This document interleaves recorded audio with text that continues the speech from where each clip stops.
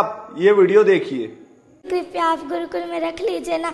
ऐसे नहीं कह रहे, सच्ची कोई परिस्थिति है, घर में हम नहीं रह सकते।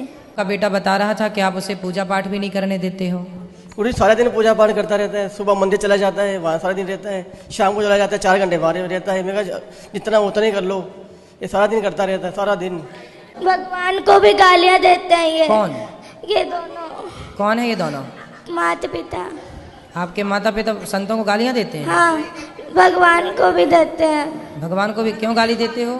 संतों को कहते, प्रेमानंद जी महाराज को इतनी गालियाँ देते हैं कि ये कहाँ से आ गया पागल, इस तरह गंदी गंदी गालियाँ देते हैं। गुरु जी प्लीज रख लीजिए ना दास। नहीं, हम रख लेंगे। क्यों गाली देते हो संतों को? मैं तो नहीं देता गुरु जी, ऐसे ही बोली जा रहा है।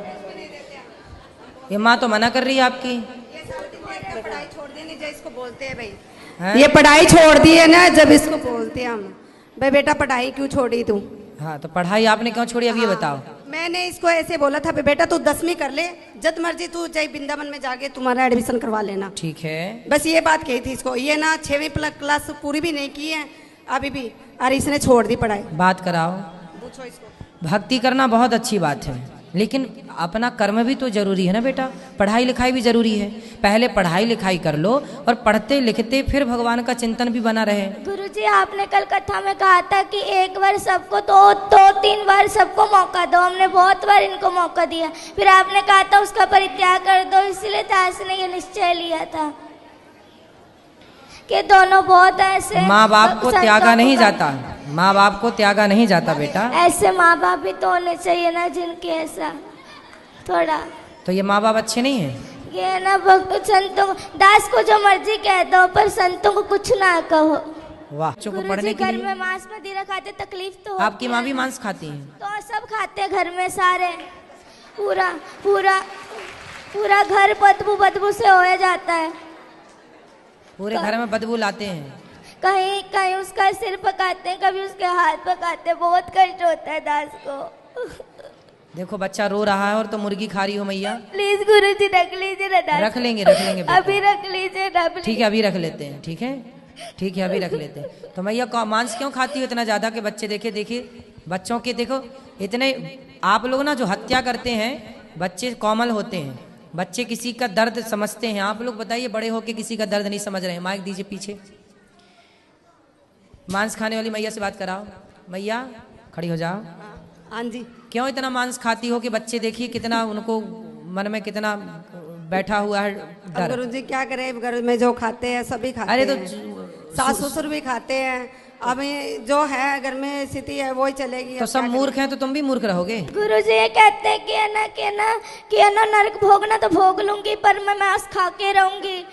पर ये कहते हैं कि ना तू जो मर्जी कर लेंगे, जो मर्जी मुझे कहते मैं खाऊंगी, तू क्या कर लेगा। तेरा जिस मर्जी के पास ले जा, पर मैं तुझे कहीं मैं छोड़ूंगी नहीं कभी।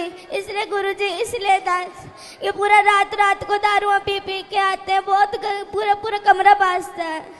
3 कमरे हैं ना घर में, 2 ही कमरे। इस कमरे में दादाजी पीते हैं, इस कमरे में ये, तो बहुत गंदा लगता है। एक कमरे में दादाजी पीते हैं, एक कमरे में पिताजी पीते हैं।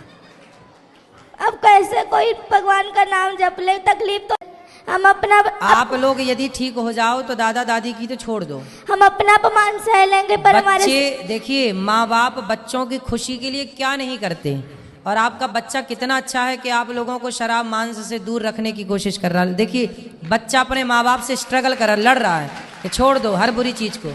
और आप लोग आपके घर में कोई संत का जन्म हुआ, वो संत भाव में है, और आप लोग समझ नहीं रहे। पता नहीं कौन से राक्षस हैं आप लोग। गुरुजी वो जो इन्होंने, मैंने सुना हमेशा कहते पिताजी छोड़ दो ये पाप है, तो कहते तू मुझे आदेश देने वाला कौन है। तो मैं तुझे आदेश दूंगा, तू थोड़ी दे सकता है मुझे आदेश। मतलब बाप हो तो बेटा सही भी बताएगा तो आप उसे गलत सिद्ध कर दोगे। अरे भाई बाप हो पर हो तो गलत ना। बाप हो पर बाप होकर भी तुम्हारी जितनी बुद्धि उसके पास है उतनी तुम्हारे बाप के पास नहीं है बुद्धि। तुम्हारा बाप भी अनपढ़ मूर्ख 1 नंबर का जो शराब पीता है। गुरुजी सारे घर में बड़े पिताजी नीचे से लट्टू होकर के गिर के नालियों में पड़ के आते हैं। बहुत गंदा लगता है दास को। सही है। रातों रात लड़ा। तुम्हारे वंश में कोई बहुत बड़ा पुण्य था किसी का कि ऐसा भक्त का जन्म हो गया, वरना तुम सबको यही बचाएगा नर्क जाने से, वरना तुम सीधे नर्क की टिकट। गुरुजी घर में बहुत गंदी गंदी गालियां निकालते हैं ये सारे, लड़ाई अपने भाइयों से लड़ाई करी हुई है, सबसे लड़ाई करते हैं ये, और बहुत गंदी गंदी गालियां निकालते हैं ये। आप इनसे कहते गालियां मत निकाला करो किसी को, और जब वो वाली नहीं, वो गंदी गंदी गालियां होती है वो निकालते हैं ये। क्यों गंदी गालियां बोलते हो? बच्चे सुनते हैं, अच्छा प्रभाव पड़ेगा? नहीं बोलता गुरुजी। अच्छे शब्दों का बेटा बच्चों के साथ ना मर्यादित रहना चाहिए। जो आप कर रहे हैं उसका बहुत बड़ा प्रभाव बच्चों पर पड़ता है, अच्छा और बुरा दोनों। इसलिए थोड़ा माँ बाप को ना जिम्मेदारी से रहना चाहिए। और शराब छोड़ देने से क्या आफत आ रही है आपको? मांस छोड़ने से क्या भूखन मर जाएंगे आप? हम तो नहीं खाते मांस, वो भी नहीं खाता बच्चा।